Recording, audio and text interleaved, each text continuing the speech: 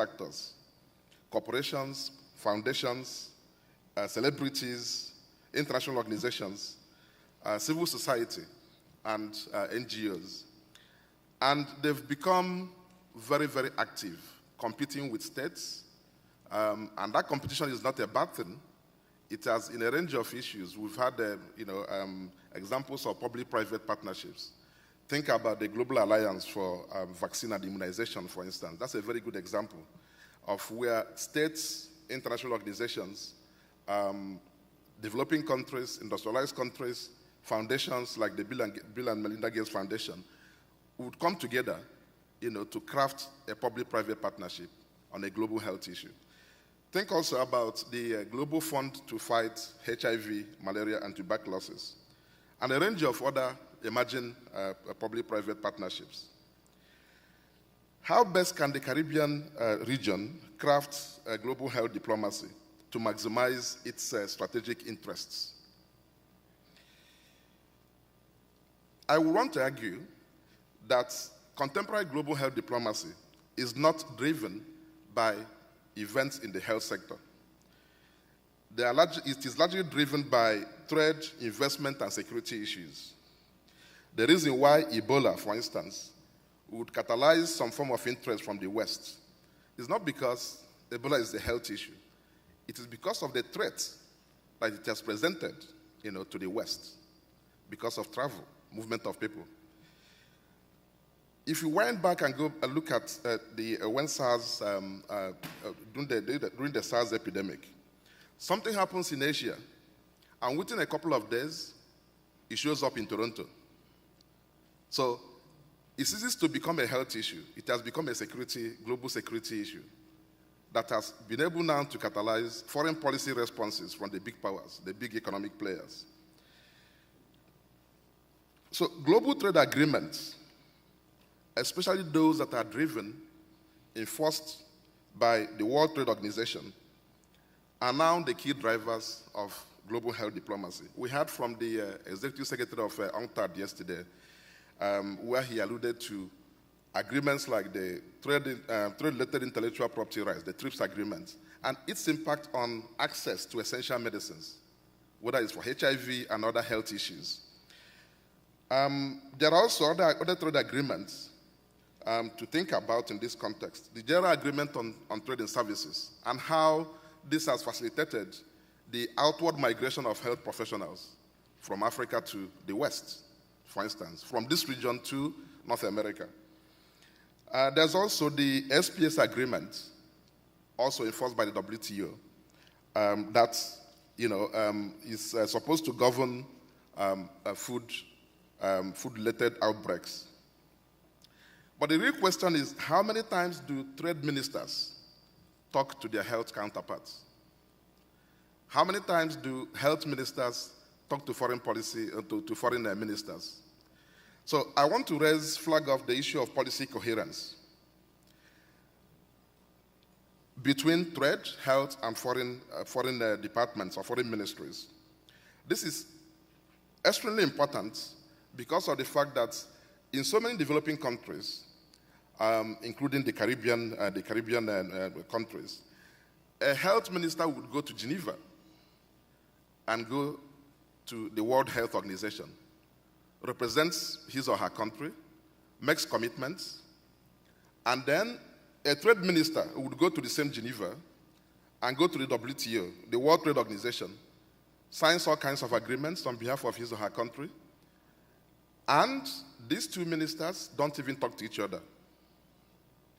So there is a lot of policy coherence problems in some of these developing countries, including the Caribbean region. So an agreement like the TRIPS agreement, for instance, if it is signed as a trade agreement, because Trinidad and Tobago or other Caribbean nations have become members of WTO, 10, 15 years down the line, you begin to see the impact of that trade agreement on public health. So what do? Do you go back 10 years back and reverse what you've signed? So I want to see policy coherence between the relevant ministries, health, trade, foreign ministries. There are a range of bilateral and regional trade agreements that are being negotiated across the world, and most of these negotiations are not carried out in transparent manner.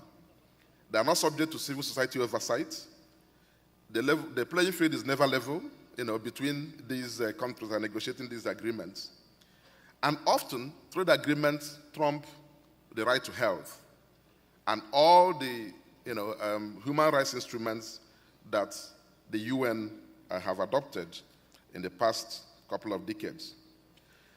Just when I was getting ready to come to this conference, out of curiosity, I was just looking at some of the emerging, health diplomacy that has been driven by trade issues.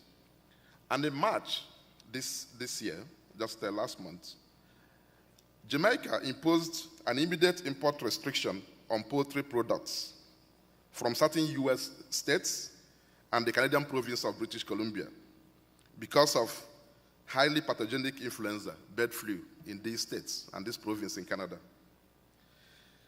Barbados also maintained an embargo of poultry from certain US states and the Canadian province of British Columbia because of the same problem. Given the sizes of these individual Caribbean states, Jamaica and Barbados in this case,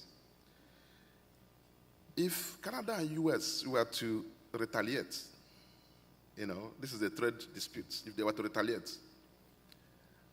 and get the WTO to cite them, these economies will be on their knees. So, how best would the Caribbean nations realign their foreign policy objectives in order to maximize, global health diplomacy? I argue that they should pursue a pragmatic, progressive liberalization of trade agreements as a bloc, as a way to form a strategic alliance with the larger markets, the larger Latin American markets.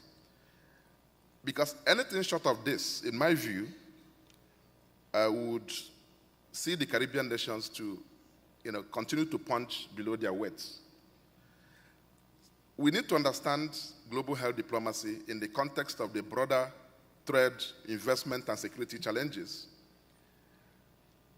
Because the health ministries in so many countries are not actually, in the scheme of things, they're always catching up. They're not in the driver's seat. So in a lot of ways, we want to see ministers of finance should also be health ministers. Foreign ministers should also be health diplomats. Trade ministers should also be health diplomats. So we need to think about all of this through a policy coherence that actually makes the right linkages between trade, health, and foreign policy. And to do this effectively, I don't think that the Caribbean nations are better off acting individually. They should pursue strategic alliances within the Caribbean and also within the larger Latin American markets. Thank you very much.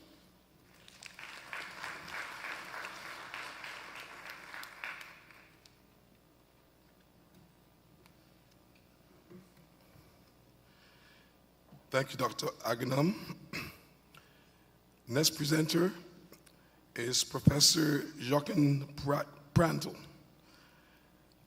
He will speak about the strategic diplomacy in the 21st century, survival skills yet to be learned.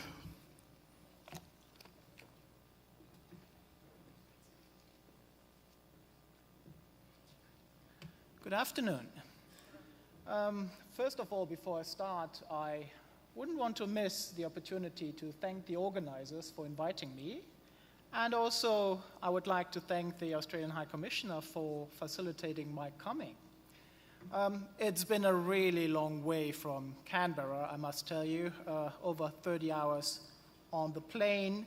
I'm pretty jet-lagged, and my body and mind is entirely disrupted. So I think I'm very well prepared for the conference. well, why am I here? Apart from the fact that Australia is surrounded by Pacific small island states, the Asia-Pacific College of Diplomacy, that's where I'm from, actually ran a diplomatic training program from 2010 to 2013 here in the Caribbean in close collaboration with UWI, which was fairly successful because it was all about, well, using local knowledge in a win-win way. So rather than just knowledge transfer, it was knowledge sharing to both our benefits. For us, it was very good because it opened opportunities for students from the Caribbean to come to the Australian National University. And currently, we have our current cohort of 30 students. Well, we have 3 students from the Caribbean. So that's a 10% participation from your region. I thought this is rather impressive. And they're really good students. Well, now moving to the topic, why strategic diplomacy? Well, let me elaborate a little further why I think strategic diplomacy is relevant here. First of all, it's a new research program we have just started at the Australian National University, and it's informed basically by 3 major strands. First of all, obviously, the research strand of diplomacy. Second, our research is informed by strategic studies. Thirdly, and that's not so obvious from the title, our research is informed by complexity science. We talked a lot about complexity at this forum. So I think it's high time and very important to disaggregate complexity from the perspective of complexity science because it helps us to develop certain insights we won't get otherwise. And that's basically what I would like to do here. This work is informed by previous collaborations, particularly with the Santa Fe Institute in the United States, and I would like to mention here especially Murray Gell-Mann, the former Nobel Prize winner physics, and Brian Arthur, a very eminent economist of complexity science.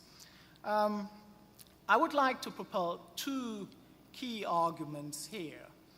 First of all, I would like to argue that strategic diplomacy is essential to navigate the most urgent problems of our times. Secondly, it's a survival skill without which 21st century global diplomacy is bound to fail. And this applies to all countries, large and small. This is quite crucial because the take-home point here is we are actually sitting all in the same boat when we have to address the big problems of our time. So what is the relevance for the Caribbean states here? I mean, the common narrative, what we know